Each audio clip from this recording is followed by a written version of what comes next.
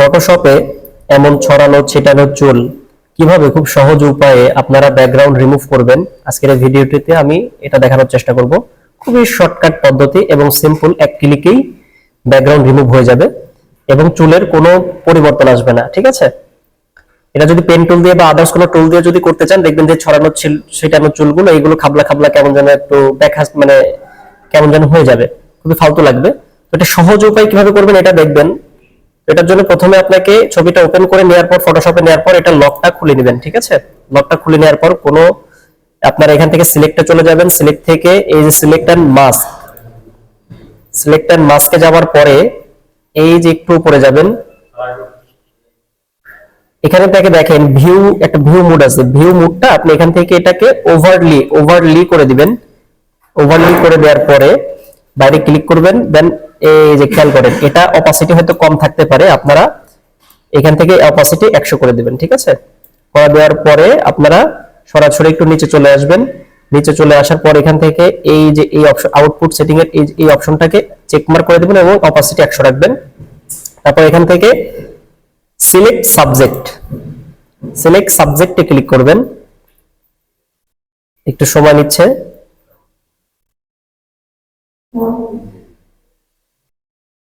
এই যে তারপর দেখেন হালকা হালকা একটু সাদা সাদা ফ্যাকাশে ভাব আছে, এটার জন্য রিফাইনে ক্লিক করবেন। রিফাইন হেয়ার এখানে ক্লিক করবেন।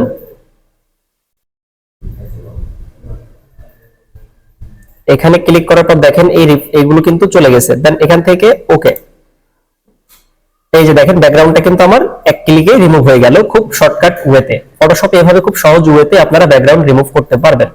ঠিক আছে, তো এই নিচের লেয়ারটা যদি অন করে দেন আবার ব্যাকগ্রাউন্ডটা চলে আসবে। তো নিচের লেয়ারটা আমি এখান থেকে ডিলিট করে দিচ্ছি।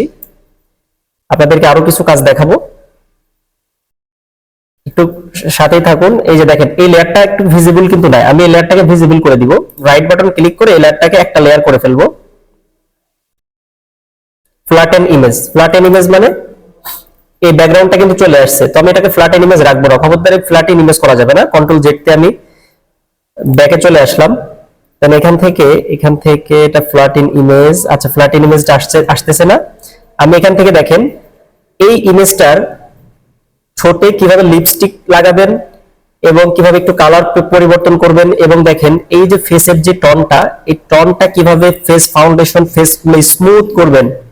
ঠিক আছে, এই স্মুথ করা ওয়েটা আমি আপনাদেরকে দেখাবো। সেই সাথে এই যে দেখেন এই ইমেজটা আমি আপনাদের ভিডিও ডেসক্রিপশন বক্সে দিয়ে দিব, আপনারা ওখান থেকে ড্রাইভ থেকে ডাউনলোড করে প্র্যাকটিস করতে পারবেন। এই যে দেখেন এই যে লেয়ার, আমাদের মেইন ইমেজের লেয়ার, আপনি এইখানে থেকে এইখানে ক্লিক করেন। এই যে এইখানে ক্লিক করবেন, করার পরে আপনি পেন টুল দিয়ে হোক আর যে টুল দিয়ে হোক আপনি সুন্দর করে সিলেকশন করে নেবেন ফেসটাকে। তো আমি first of all pen tool দিয়ে, পেন টুলটা অবশ্যই পাত রাখবেন। এইখানে ক্লিক করলাম। দেন এইখান থেকে ফেসের এই অংশটাকে সিলেকশন করে নিচ্ছি। কন্ট্রোল ধরে এটাকে একটু এদিকে আনবো।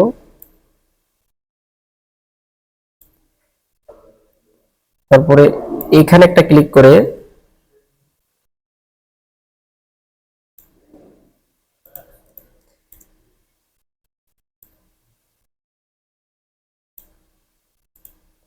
অনেকভাবেই কালার করা যায়, কাস্টমাইজ করা যায়, অনেকভাবে করা যায়। আপনাদের যেভাবে সুবিধা ওইভাবে করবেন।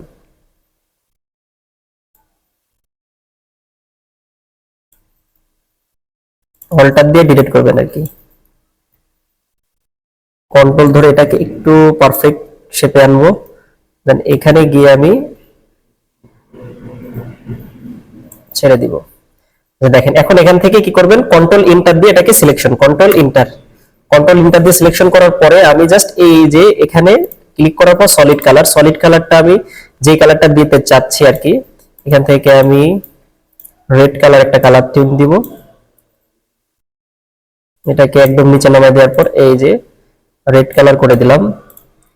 দেন খেয়াল করেন এই যে এখান থেকে এটাকে নরমাল থেকে ব্লেন্ডিং অপশন থেকে এটাকে কালার বার্ন করে দিবেন, অথবা লাইনার কালার বার্নটাই বেটার এখানে। এটা করে দেওয়ার পরে আপনারা দেখেন একটু নিচে আসলে দেখতে পারবেন এই যে এখানে দাঁতের এই অংশটাকে আপনাকে রিমুভ করতে হবে, হোয়াইট করতে হবে। তো এটার জন্য আপনি কি করবেন, এই যে কালো অংশকে ক্লিক করবেন। কালো অংশকে ক্লিক করার পরে এখান থেকে আপনি ব্রাশ টুল নেবেন। এখান থেকে ব্রাশ টুল নেওয়ার পরে এটার অপাসিটি রাখবেন 100 এবং ফ্লোটা রাখবেন 50, 45 থেকে 50 সামথিং, এবং এটাকে একটু ছোট করে দিবেন, সাইজটাকে, ব্রাশের সাইজটাকে একটু ছোট করে দিবেন। আমি কিবোর্ডের থার্ড ব্র্যাকেটের লেফট সাইড রাইট সাইড দিয়ে ছোট বড় করা যায়, ছোট করে নিচ্ছি। আর অবশ্যই ফরগ্রাউন্ড কালার থাকবে কালো, ঠিক আছে। তো এই যে দেখেন দাঁতগুলোকে আস্তে করে একটু জুম করে আপনার পরিমাণ অনুযায়ী জুম করে কি করবেন, এটাকে ঠিকঠাক করে নেবেন।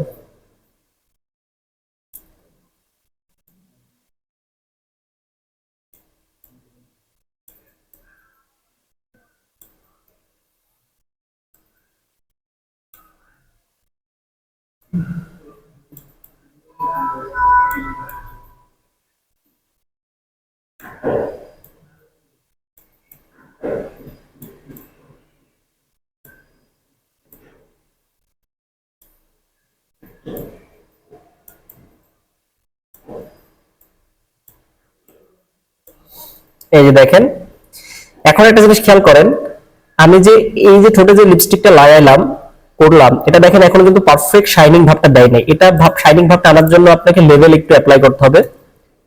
তো আপনি লেভেল অ্যাপ্লাই করার জন্য এই লেয়ারটাকে সিলেকশন করে আপনি চলে যাবেন এখানে, এখান থেকে লেভেল, লেভেল থেকে এটাকে ক্লিপিং মাস্ক করে দেন। ক্লিপিং মাস্ক করে দেওয়ার পরে জাস্ট এই অপশনটাকে একটু করে নিচে আনেন, দেখবেন তাহলে টিউনটা আরো পারফেক্ট রিয়েলিস্টিক ফিল আসবে। আপনার পরিমাণ অনুযায়ী আপনি একটু টানবেন, এই যে দেখেন চলে আসছে। ঠোঁটটায় দেখেন এখন পারফেক্ট একটা শেপ চলে আসছে এখন, ঠিক আছে। তারপর ফেসের টোনটা কিভাবে চেঞ্জ করবেন দেখেন, সেম আপনি ফেস টিউন চেঞ্জ করার জন্য আপনাকে অবশ্যই এই লেয়ারে ক্লিক করতে হবে, ফেসের এই যে এই লেয়ারটাই ক্লিক করবেন। দেন এখান থেকে আপনাকে আইডাপার টুল দিয়ে জাস্ট এই ফেসের উপর একটা ক্লিক করবেন প্রথমে, করার পরে এইখানে ফরগ্রাউন্ড কালার চেঞ্জ হয়ে যাবে, ফেস কালার হয়ে যাবে।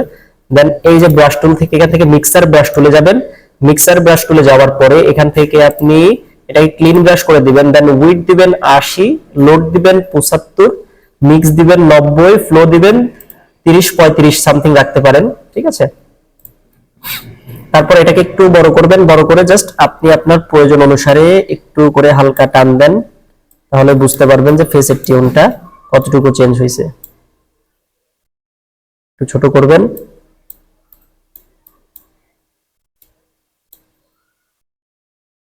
প্রয়োজনে অপাসিটিটা আরেকটু কমাই দিবেন যদি বেশি সাদা সাদা হয়ে যায়। বেশি ডলাডলি করলে বা বেশি সাদা হয়ে গেলে কিন্তু ভালো লাগবে না, এই জন্য হালকা একটু ইয়ে করবেন। আর অবশ্যই সফট ব্রাশ রাখবেন, ঠিক আছে।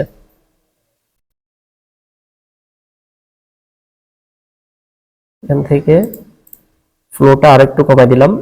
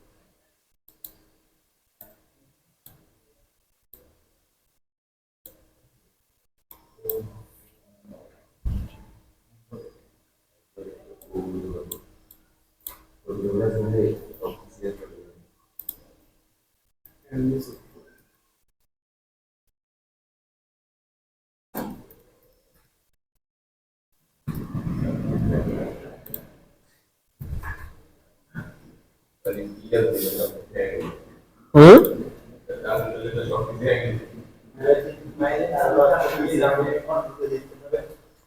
এভাবে কাজগুলো করবেন, ঠিক আছে।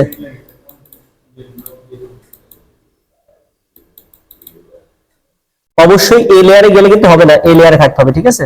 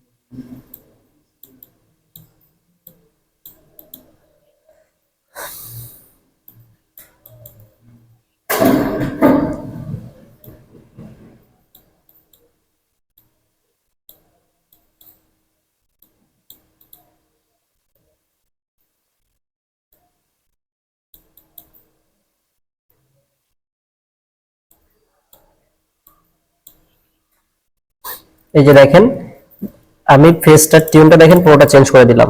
এইভাবে একটু স্মুথলি কাজগুলো করবেন, তাহলে আরো ভালো ফিনিশিং পাবেন, একটু ধীরে সুস্থে করবেন আর কি।